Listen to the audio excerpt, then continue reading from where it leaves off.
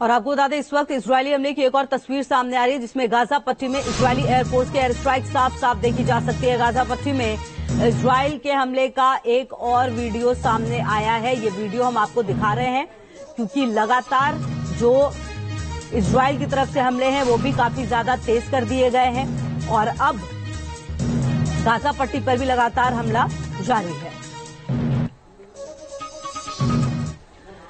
Israel और Hamas की ये जंग दुनिया को दो हिस्सों में बांटने लगी है। एक तरफ लेबनान हमास के समर्थन में खड़ा है, तो वहीं अमेरिका ने इजरायल की मदद के लिए अपना जंगी बेड़ा रवाना कर दिया है।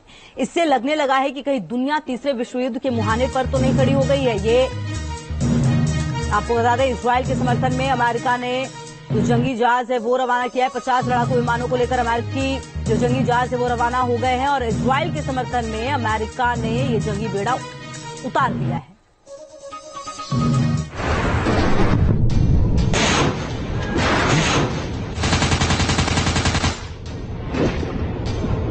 एक तरफ इजराइल जवाबी हमला कर रहा है, तो वहीं हमास भी पीछे हटने को तैयार नहीं है। जंग की दूसरी रात को भी आसमान में मिसाइलों की बमबारी होती रही।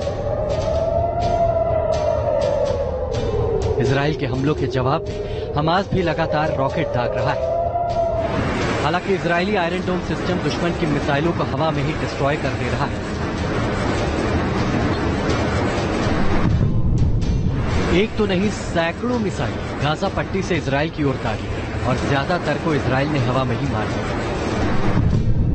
हालांकि हमास की कुछ मिसाइलें आयरन डोम को चकमा देकर इजराइल में तबाही मचा रही हैं। इन तस्वीरों में देखिए, गाजा से छोड़ा गया रॉकेट इजराइल के नेटिवोट इलाके में एक रिहायशी इमारत के पास जा गिरा और जोरदार धमाका हुआ।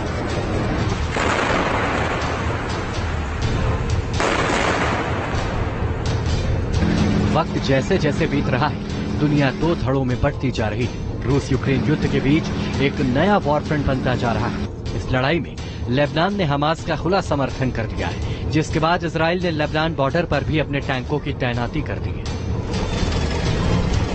इन तस्वीरों में बड़ी संख्या में इजरायली टैंक लेबनान बॉर्डर पर देखे जा सकते हैं। उधर इजराइल के पीएम और राष्ट्रपति लगातार हालात की समीक्षा करने में जुटे हुए हैं। प्रधानमंत्री नेतन्याहू के साथ बैठक के बाद राष्ट्रपति इसहाक हर्जोग ने इजराइल के लोगों को संबोधित किया। את רוחנו, את ריבונותנו, את מי שאנו כעם וכמדינה. אחיי ואחיותיי, אנחנו במלחמה על הבית ואנחנו ננצח. इस बीच दुनिया के अलग अलग मुल्क इजराइल के समर्थन में खड़े हो गए। अमेरिका ने तो अपनी वॉरशिप इजराइल के लिए रवाना कर दी है। अमेरिका का भारी भरकम एयरक्राफ्ट कैरियर CVN-78 भूमध्य सागर की ओर तेजी से बढ़ रहा है। अमेरिका के इस विमान वाहक पोत पर एक से बढ़कर एक लड़ाकू विमान तैनात है। अमेरिकी fighter jet F/A-18 EF super hornet जैसे 50 घातक लड़ाकू विमान इजरायली सेना की मदद के लिए अमेरिका ने भेजे। वैसे तो इजराइल की अपनी सैन्य क्षमता हमास से लड़ने के लिए काफी है, लेकिन अगर कोई और देश ने इजराइल पर हमला किया तो अमेरिका उसके लिए तैयारी कर रहा है।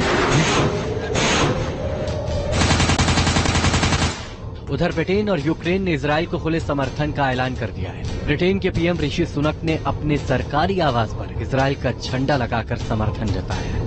I've just spoken with Prime Minister Netanyahu to assure him of the UK's steadfast support as Israel defends itself against these appalling attacks. We will do everything that we can to help. Terrorism will not prevail. उधर रूस के खिलाफ जंग लड़ रहे Ukraine की राजधानी Kyiv में भी इजराइल का झंडा लगाकर समर्थन जताया गया है। उधर इजराइल ने संयुक्त राष्ट्र में हमास के हमले का मुद्दा उठाया है। यूएन में इजराइल के दूत गिलाद एर्दोन ने साफ कहा है कि हमास जैसे आतंकियों के संपूर्ण विनाश का वक्त आ गया है, क्योंकि ये पूरी दुनिया पर खतरा है। Mark my words, Israel may be under attack today, but this is not only a war against or on Israel.